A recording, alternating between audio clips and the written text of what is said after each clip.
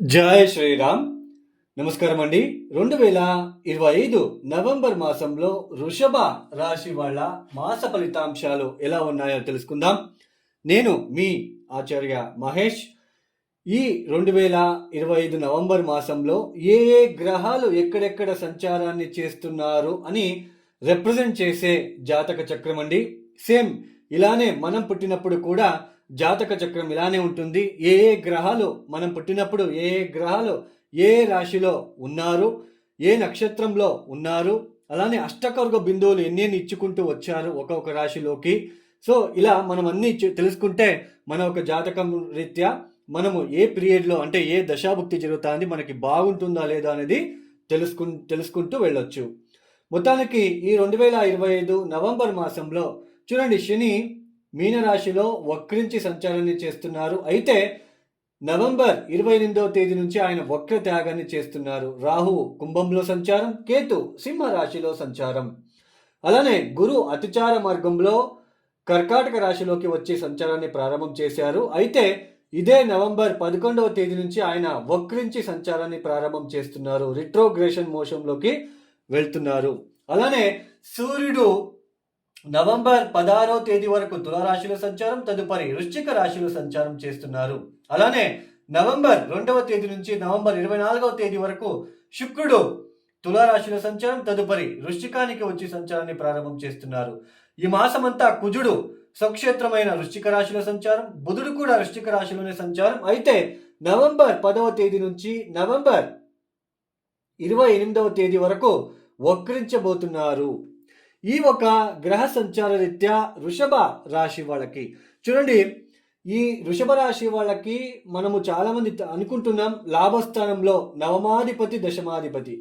వృషభ రాశి నుంచి కౌంట్ చేసుకుంటున్నాండి. 1 2 3 4 5 6 7 8 9 10 అంటే 9వ స్థానం 10వ స్థానంకి అధిపతి అయిన శని భగవానుడు లాభస్థానంలో సంచారం చేస్తున్నారు. అంటే శని బాగున్నాడు, శని లాభస్థానంలో సంచారం చేస్తున్నారు. సో వృషభ రాశి వాళ్ళకి శని యోగకారకుడయ్యి లాభస్థానంలో ఉండడం మంచిదే. అయితే వృషభ రాశిలో లక్షల మంది ఉంటారు, అందరికీ కూడా శని మంచి ఫలితాలు ఇస్తాడా? అష్టకర్గ బిందువులు అంటే వృషభ రాశిలో పుట్టిన లక్షల మందికి కూడా ఒకే ఫలితాలు ఇస్తాడా అని చూసుకున్నట్లయితే లేదండి. వాళ్ళ దశాభుక్తి అలానే శని ఇప్పుడు మీనరాశిలో వచ్చి కూర్చున్నాడు. అష్టకర్గ బిందువులు ఎన్ని ఇచ్చాడో చూసుకోవాలి. ఒకవేళ 0 1 2 గనక ఇచ్చి ఉంటే ఈ శని ఇక్కడ అంతగా యోగించడు, అంతగా బలిష్టంగా లేదు అని అర్థం. అదే 4 5 6 గనక ఇచ్చి ఉంటే శని బలిష్టంగా లాభస్థానంలో సంచారాన్ని చేస్తున్నాడు. ఈ సమయంలో శని మీకు మంచి చేస్తాడని చెప్పవచ్చు. అందుకే రాశి ఫలితాలు అనేది కేవలం 20% మాత్రమే తీసుకోండి. మీ జన్మ జాతకం చాలా ఇంపార్టెంట్ అని ఎందుకు చెప్తామంటే దీనికే. ఈ వృషభ రాశి వాళ్ళకి చూడండి, గురు బలం తగ్గింది, అయినా గురు తృతీయ స్థానంలో ఉన్నాడు. అయితే నవంబర్ 11వ తేదీ నుంచి వక్రించబోతున్నారు. ఇది కొంచెం మంచి సంకేతం అని చెప్పవచ్చు.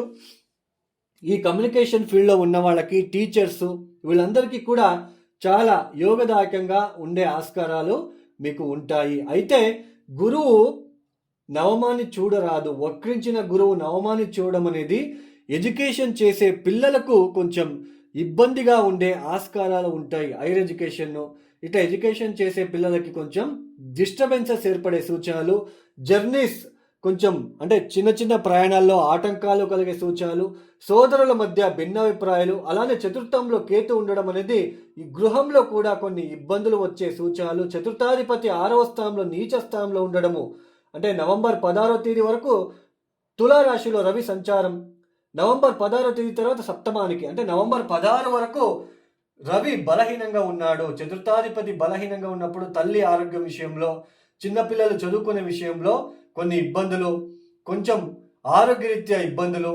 అలానే ఈ వృషభ రాశికి 6వ స్థానం అధిపతి అయిన శుక్రుడు 6వ స్థానంలోనే తులారాశిలోనే సంచారం చేస్తుంటాడు. కాబట్టి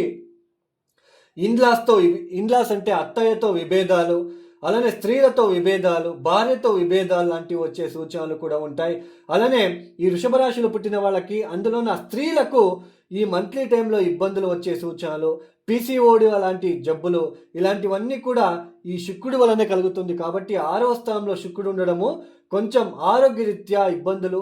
సో ఈ స్త్రీలకు కూడా కొన్ని మంత్లీ టైంలో ఇబ్బందులు కావచ్చు, ఇన్లాస్తో ఇబ్బందులు కావచ్చు తలెత్తే సూచనలు ఉంటాయి.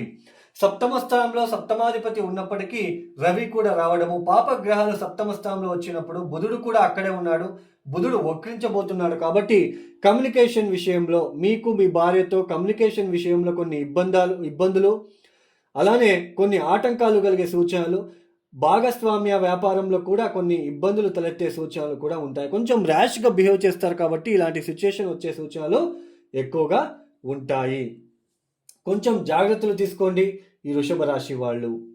అంటే ఇప్పుడు ఇక్కడ మనకి శని లాభస్థానంలో ఉన్నాడు, ఉద్యోగరీత్యా ఇబ్బందులు ఉండవు. అయినా రాహు దశమ స్థానంలో ఉన్నప్పుడు ఉద్యోగరీత్యా ఇబ్బందులు లేకుండా ఉండడానికి ఆస్కారాలు ఉన్నప్పటికీ కూడా చతుర్థంలో కేతు, చతుర్థాధిపతి ఆరవ స్థానంలో, అంటే సుఖానికి దూరంగా ఉండడం, అంటే సుఖం ఉండదు, ఎక్కువ కష్టము, ఏదో మానసిక సంఘర్షణ, కోపము ఇలాంటివన్నీ ఉంటాయి. కొంచెం అంటే జాబ్ గురించి ఎక్కువ థింకింగ్ లాంటివి ఉండడానికి ఆస్కారాలు ఉంటాయి.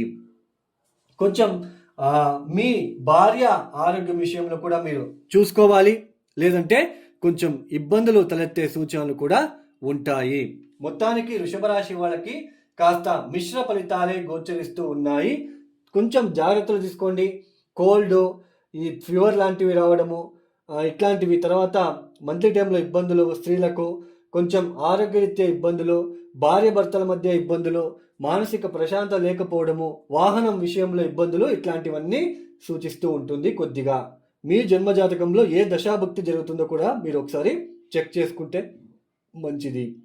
ఈ వృషభ రాశి వాళ్ళు తప్పనిసరిగా విష్ణు సహస్రనామం వినడము, ప్రతిరోజు సూర్యుడికి అర్ఘ్యం ఇవ్వడము, ఎందుకంటే చతుర్థాధిపతి సూర్యుడు, చతుర్థంలో కేతు, సూర్యుడు నీచపడి ఉన్నాడు, సూర్యుడికి అర్ఘ్యం ఇవ్వడము, ఆదిత్యోదయ చదువుకోవడము, అలానే ప్రతిరోజు కూడా పార్వతీ పరమేశ్వర ఆరాధన, ఎస్పెషలీ ఎక్కడైనా సోమవారం పూట పార్వతీ పరమేశ్వరుడున్న స్థలానికి వెళ్ళి మీరు కొంచెం అభిషేకం లాంటిది చేసుకురావడానికి ప్రయత్నం చేస్తే చాలా మంచిది. ఈ వృషభ రాశి వాళ్ళు తప్పనిసరిగా ఈ పరిహారాలు చేసుకోండి.